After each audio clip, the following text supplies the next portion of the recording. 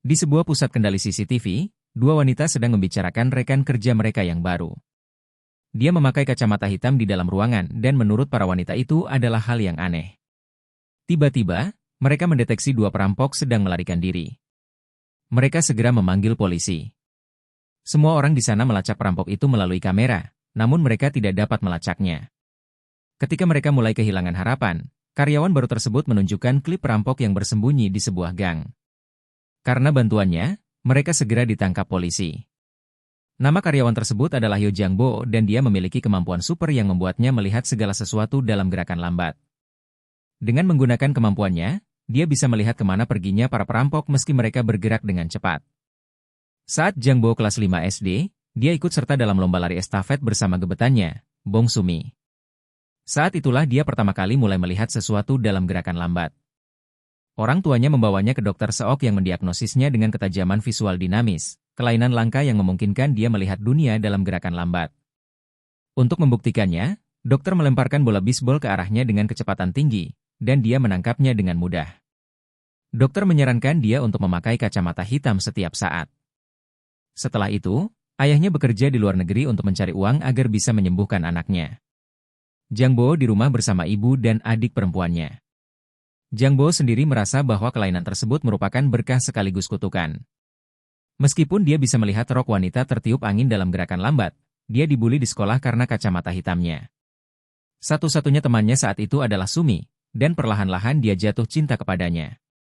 Namun seiring berjalannya waktu, Sumi pun ikutan dibully karena menjadi temannya dan dia meninggalkannya. Setelah itu, Jangbo tidak pernah punya teman. Dia ingin kehilangan penglihatannya sehingga dia menonton TV sepanjang waktu. Penglihatannya tidak bertambah buruk tetapi dia mulai terobsesi dengan drama Korea. Dia mempelajari semua keterampilan sosial dari para aktor drama itu, tetapi tidak pernah keluar rumah. Ayahnya menolak kembali ke Korea bahkan saat liburan untuk menghemat uang. Namun semua itu sia-sia ketika suatu hari dia meninggal karena kecelakaan di tempat kerja. Setelah kematiannya, satu-satunya pria yang dekat dengan Jangbo adalah Dr. Sok. Dia menyarankan Jangbo untuk melihat dunia di luar kamarnya dan membantu keluarganya bekerja. Itu sebabnya Jangbo mulai bekerja di pusat kendali CCTV.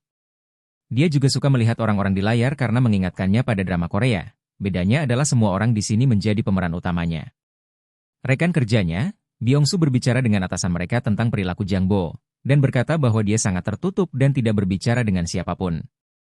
Dia berjanji untuk menjaga pria itu karena dia adalah manusia super. Byung-soo duduk di sampingnya di tempat kerja dan mencoba berbicara dengan Jangbo. Namun, Jangbo yang pemalu menjawab semua pertanyaan Byung-soo di kepalanya dan tidak berbicara dengannya. Sambil memantau kamera, ia tampak menghitung berapa langkah yang diambil orang untuk mencapai suatu tempat. Byung-soo menganggapnya aneh tapi tidak bertanya apapun. Dalam upaya untuk bersosialisasi dengannya, Byung-soo bertanya kepadanya apakah dia punya pacar. Hal ini mengingatkan Jangbo pada Sumi. Jadi dia pergi ke rumahnya keesokan harinya. Sumi telah tumbuh menjadi wanita cantik namun memiliki masalah keuangan. Penagih utangnya memaksanya untuk menjual rumah dan melunasi pinjamannya. Jangbo memperhatikannya dari jauh tapi terlalu takut untuk berbicara dengannya. Jadinya setiap hari, dia mengawasinya melalui kamera CCTV dan mengingat rutinitas hariannya.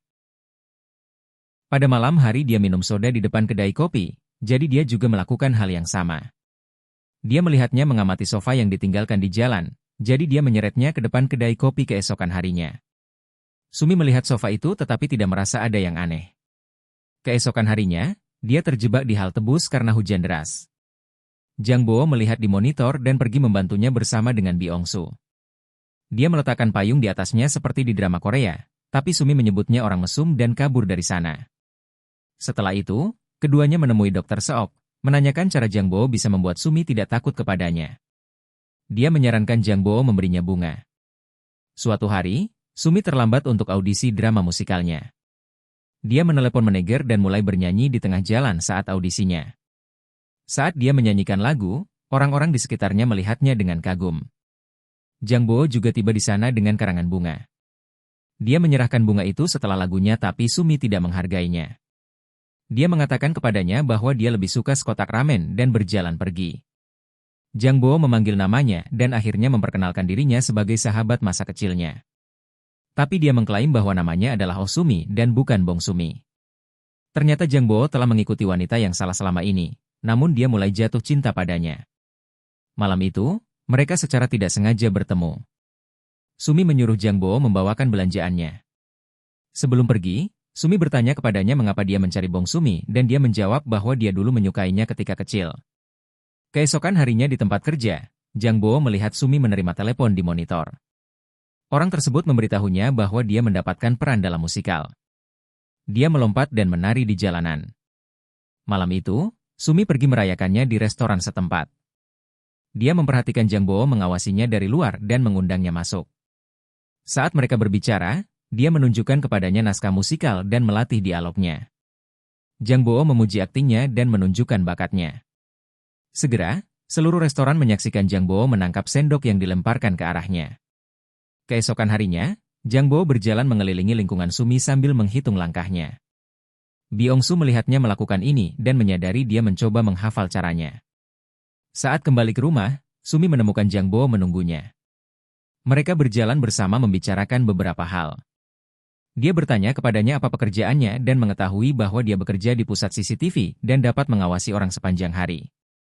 Mereka berhenti di depan kafe yang selalu dilihat Sumi. Dia mengungkapkan bahwa dia naksir pemilik kafe dan bercerita bahwa dia memiliki mobil. Jiang Bo yang cemburu menatap orang itu. Sehingga, dia memutuskan untuk mengajaknya jalan-jalan untuk membuatnya terkesan. Dia bertanya kepada semua orang di tempat kerja apakah mereka memiliki mobil supaya Jiang Bo dapat meminjamnya. Namun, tidak satupun dari mereka yang mempunyai mobil. Saat kembali ke rumah, Sumi didekati oleh penagih utang. Dia mulai berteriak padanya dan mengancam akan memukulnya jika dia tidak mengembalikan uangnya. Jiang Bo dan Byung-su tiba di sana tepat waktu dan menyelamatkan Sumi dari pria itu. Ketika Jiang Bo kembali bekerja, Sumi berteriak terima kasih ke salah satu kamera, karena dia tahu Jiang Bo dapat melihatnya. Pada akhirnya, mereka bertemu di taman dan mengobrol lama. Jiang Bo bertanya padanya apa yang akan dia lakukan jika dia memiliki mobil dan Sumi mengatakan bahwa dia akan berkendara ke laut setiap hari. Karena dia tidak bisa mempunyai mobil, Jiang Bo berteman dengan sopir bus dan bepergian bersamanya sepanjang hari. Dia juga menyaksikan pengemudi bermain bisbol sendirian di malam hari melalui kamera. Jiang Bo bergabung dengannya untuk bermain dan meminta bantuannya. Dengan demikian, Byung-su, sopir bus, dan Jiang Bo menjemput Sumi dari halte bus keesokan harinya dan berangkat ke Busan untuk melihat laut. Melihat usahanya untuk membuatnya bahagia, Sumi mulai menyukai Jiang Bo. Namun, bus mereka dihentikan oleh polisi perbatasan karena bus distrik setempat tidak boleh memasuki distrik lain. Sumi marah dan mencoba melawan polisi, sementara Byung-su menenangkannya. Usaha mereka sia-sia karena pada akhirnya mereka harus pulang tanpa tiba di tujuan. Bos Jiang Bo memberitahu mereka tentang kasus penculikan perempuan di sekitar kota yang terjadi baru-baru ini dan meminta mereka untuk selalu waspada setiap saat. Saat itu, Jiang Bo memperhatikan Sumi di monitor tapi dia menghilang setelahnya. Dia panik dan bergegas untuk melihat apakah dia baik-baik saja. Tetapi Sumi ternyata mengerjainya untuk melihat apakah dia akan datang. Sumi melepas kacamatanya untuk pertama kalinya dan keduanya akhirnya berciuman. Jiang Bo membawa pulang Sumi dan dia mengundangnya masuk. Namun, rencana mereka hancur ketika Sumi melihat penagih utang di rumahnya. Mereka melemparkan barang-barangnya dan mengancamnya. Jiang Bo mencoba berlari ke arahnya tapi tiba-tiba terjatuh dan pandangannya menjadi kabur. Setelah orang-orang itu pergi, Jiang Bo dan Sumi duduk dan berbicara. Di tumpukan barang itu terdapat gambar yang dibuat Jiang Bo untuk Sumi ketika mereka masih di sekolah. Sumi mengungkapkan bahwa dia berbohong kepadanya tentang menjadi gadis yang berbeda karena dia tidak ingin dibandingkan dengan dirinya yang lebih muda. Jiang Bo tetap diam sepanjang waktu saat Sumi melihat gambar-gambar itu sambil tersenyum. Dia mengunjungi dokter keesokan harinya, memberitahu dia bahwa matanya menjadi buram. Ternyata seiring berjalannya waktu, kelainannya semakin parah, sehingga ia akan segera kehilangan penglihatannya. Jiang Bo tahu bahwa suatu hari dia akan menjadi buta, itulah sebabnya dia menghitung langkah kemanapun dia pergi, jadi akan lebih mudah baginya ketika dia kehilangan penglihatannya sepenuhnya. Saat Jiang Bo semakin khawatir dengan penglihatannya yang memburuk, Sumi mengkhawatirkan hutangnya. Dia menjual rumahnya dan mengumpulkan cukup uang untuk melunasi hutangnya, tetapi sekarang, dia tidak punya tempat tinggal. Jiang Bo memperhatikannya di layar saat dia berbicara dengan penjaga toko dengan sekotak barang miliknya. Tiba-tiba, rekan kerjanya melihat sebuah mobil yang mencurigakan mengitari area yang sama. Dia melihat plat nomornya dari dekat dan menyadari bahwa mobil itu milik seorang penculik yang melarikan diri. Dia memberitahu bos dan polisi untuk segera bertindak. Namun, mereka kehilangan mobil tersebut dan pada saat yang sama, Zhang Bo tidak dapat menemukan Sumi. Dia panik dan berlari untuk menyelamatkannya. Dalam perjalanannya, dia kehilangan penglihatannya sepenuhnya dan mengalami kecelakaan. Byung-su memperhatikan melalui kamera dan berlari membantunya. Sumi, sebaliknya, didekati oleh pria aneh yang meraih lengannya. Tapi sebelum dia bisa membawanya pergi, Zhang Bo mulai berlari ke arah mereka. Penculik itu melarikan diri dan Zhang Bo yang mengejarnya hampir menabrak bus. Polisi tiba dan membawa Sumi untuk diinterogasi. Kini, Zhang Bo ditinggal sendirian di jalanan dan dibantu oleh Byung-su.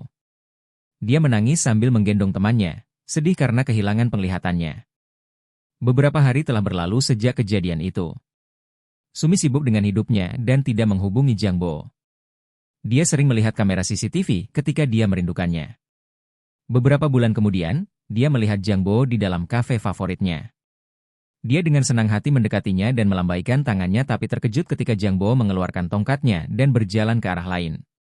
Dia mengikutinya keliling kota dan akhirnya mencapai galeri seni yang penuh dengan lukisan dirinya yang digambar oleh Zhang Bo. Dalam monolog, Zhang Bo mengatakan bahwa dia telah kehilangan penglihatannya tapi dia masih mengingatnya. Keesokan harinya, Sumi kembali mengikutinya tapi kali ini, dia bertanya kemana dia ingin pergi. Dia menyadari bahwa dia bisa merasakannya dan film berakhir saat keduanya berpelukan.